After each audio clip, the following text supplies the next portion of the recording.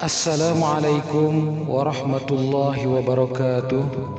Alhamdulillah, alhamdulillahilladzi arsala rasulahu bil huda wa dinil haqq liyudhhirahu 'alad dini kullihi wa kafa billahi shahida. Asyhadu an la ilaha illallah wahdahu la syarikalah wa asyhadu anna Muhammadan abduhu wa rasuluhu la nabiyya ba'dah. Allahumma salli wa sallim ala nabiyyina Muhammad wa ala alihi wa ashabihi ajma'in, amma ba'du. Sahabat Lembakum dimanapun berada, tema tausiah kita kali ini adalah tentang kemuliaan para sahabat Nabi Muhammad. Kemuliaan para sahabat Nabi Muhammad. Dalam kehidupan Rasulullah SAW, jika kita mempelajari sejarahnya, maka tidak akan mungkin kita bisa memahami sejarah beliau secara lengkap jika kita tidak menggali sejarah para sahabat Nabi. Karena para sahabat Nabi ini adalah orang-orang yang berinteraksi langsung dengan Rasulullah, dengan Nabi Muhammad, sehingga akan banyak hal bisa kita temukan terkait dengan kehidupan Rasulullah jika kita menggali juga kehidupan para sahabat ini. Namun sebelum kita menguraikan tentang hal tersebut, nampaknya penting untuk kita pahami beberapa hal. Yang pertama yaitu tentang kriteria seseorang dimasukkan sebagai sahabat Nabi Muhammad. Jadi ada kriterianya, ada klasifikasinya. Karena tidak semua orang, meskipun dia hidup di zaman Rasul misalnya, belum tentu dia bisa masuk kategori sebagai sahabat Nabi Muhammad. Ada sejumlah hal ya yang harus dipenuhi kriterianya sehingga seseorang layak disebut sebagai sahabat Nabi. Ada sejumlah kriteria. Yang pertama yaitu orang tersebut harus hidup sezaman dan pernah berjumpa dengan Nabi Muhammad. Jadi orang ini adalah orang yang pernah berjumpa dengan Rasulullah. Simpelnya seperti itu. Jadi orang yang pernah berjumpa dengan Rasulullah itu adalah kriteria pertama. Jadi orang-orang yang seperti kita tidak pernah berjumpa dengan Rasulullah tentu tidak bisa dikategorikan sebagai sahabat, karena kita tidak pernah berjumpa dengan Rasulullah. Karena syarat pertama adalah harus pernah berjumpa dengan Rasulullah, itu syarat pertama. Syarat yang kedua yaitu orang tersebut beriman kepada Rasulullah sampai akhir hayatnya.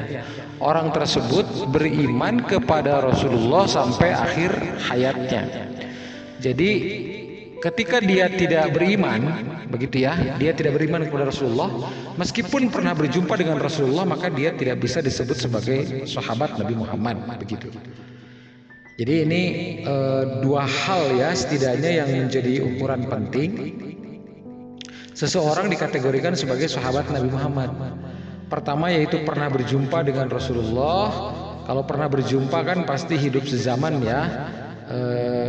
Karena memang tidak mungkin berjumpa dengan Rasulullah jika tidak hidup sezaman. Seperti kita saat ini nih, umat Islam saat ini kan kita tidak pernah berjumpa dengan Rasulullah, begitu. Tidak pernah berjumpa langsung, begitu ya, secara fisik dengan beliau. Sehingga dengan syarat yang pertama saja kita sudah tidak bisa memenuhi kualifikasi sebagai seorang sahabat Nabi Muhammad. Syarat yang kedua yaitu beriman kepada Rasul. Jadi meskipun orang itu pernah berjumpa dengan Rasul, bahkan sering berjumpa dengan Rasul, tetapi dia tidak beriman gitu, sampai akhir hayatnya dia tidak beriman, maka dia tidak bisa dikategorikan sebagai sahabat. Misalnya orang-orang seperti Abu Jahal, Abu Lahab, begitu ya. Abu Jahal, Abu Lahab itu kan sejaman dengan Nabi Muhammad dan bahkan sering berjumpa gitu. Sering banget Abu Jahal dan Abu Lahab nih berjumpa dengan Rasulullah, tetapi mereka tidak bisa dikategorikan sebagai sahabat karena mereka tidak beriman kepada Nabi Muhammad, begitu. Jadi dua syarat ini harus terpenuhi. Dua syarat ini harus terpenuhi, begitu. tidak bisa satu syarat saja. Jadi ini sifatnya saling melengkapi. Ketika seseorang memenuhi syarat pertama tapi dia tidak memenuhi syarat kedua, ya tidak bisa. Ada orang yang memenuhi syarat kedua tapi tidak memenuhi syarat pertama, tidak bisa juga. Jadi tetap dua-duanya harus dipenuhi. Kalau dua-duanya sudah dipenuhi, orang tersebut pernah berjumpa dengan Rasulullah, kemudian orang tersebut juga beriman kepada Rasulullah sampai akhir hayatnya, maka orang tersebut dipastikan adalah berstatus sebagai sahabat Rasulullah, sahabat Nabi Muhammad SAW. Sangat banyak ya, sahabat itu jumlahnya sangat banyak begitu, sehingga para ulama tarikh, para ahli sejarah, yang saya pahami itu tidak ada yang bisa memastikan berapa jumlah para sahabat Nabi begitu ya. Jadi angka pastinya memang tidak ada yang bisa memastikan berapa jumlah sahabat Nabi Muhammad SAW.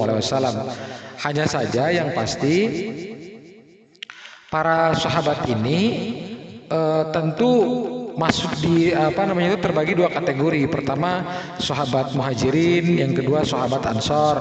Kalau sahabat muhajirin adalah sekelompok sahabat yang memang berasal dari Mekah dan ikut berhijrah dengan Nabi Muhammad ke kota Madinah. Sedangkan orang ansor, sahabat ansor adalah sahabat Nabi Muhammad yang dia itu memang berasal dari Madinah begitu. Nah, jadi dua kategori itulah yang pembagian dari para sahabat, terbagi dua, sahabat muhajirin dan sahabat ansor. Di kalangan muhajirin maupun ansor terdapat sejumlah sahabat yang sangat terkenal ya. Misalnya kalau dari kalangan muhajirin kan ada 4 khulafaur rasyidin ya. Ada Abu Bakar As-Siddiq, Umar bin Khattab, Utsman bin Affan, juga Ali bin Abi Thalib.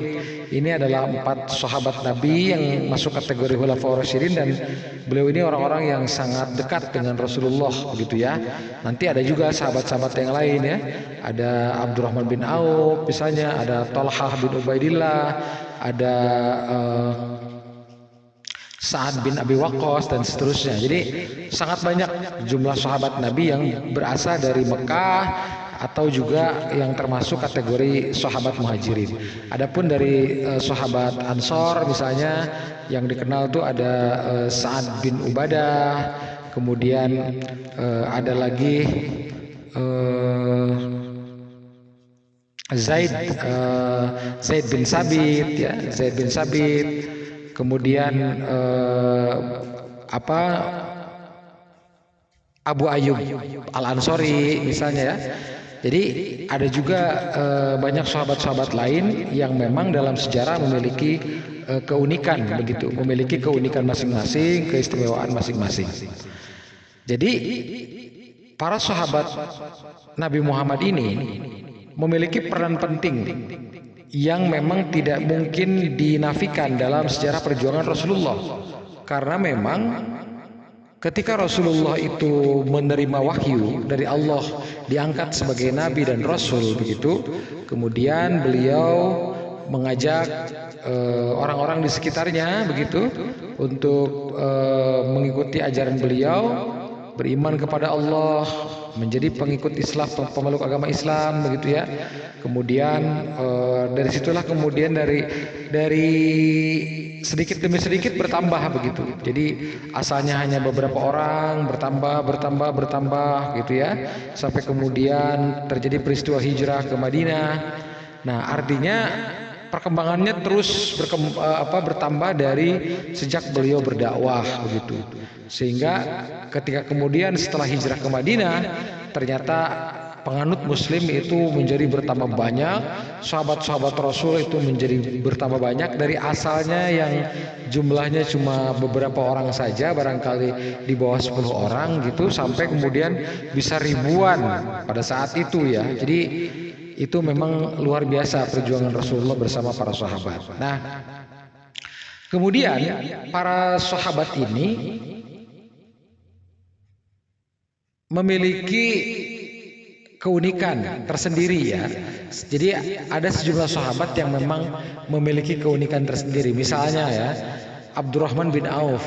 Abdurrahman bin Auf ini adalah dikenal sebagai sahabat Nabi Muhammad yang paling kaya.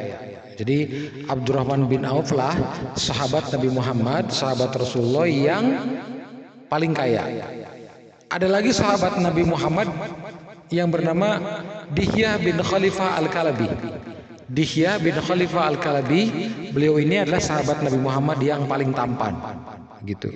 Sahabat Nabi Muhammad yang paling tampan. Nah, Dihyah ini juga dari kalangan Ansor ya, dari kalangan Ansor. Kalau Abdurrahman bin Auf itu dari kalangan Muhajirin. Dihyah bin Khalifah Al-Kalabi itu adalah sahabat Nabi Muhammad yang paling tampan. Kemudian ada lagi misalnya Zaid bin Sabit. Zaid bin Sabit ini dikenal sebagai sekretaris sekretaris begitu, karena beliau termasuk salah seorang pencatat wahyu yang sangat terkenal begitu. Ketika Al-Qur'an dibukukan, beliau memiliki peranan yang sangat penting begitu ya. Kemudian juga Zaid bin Sabit ini dikenal sebagai sahabat Rasulullah yang paling paham ilmu faraid. Jadi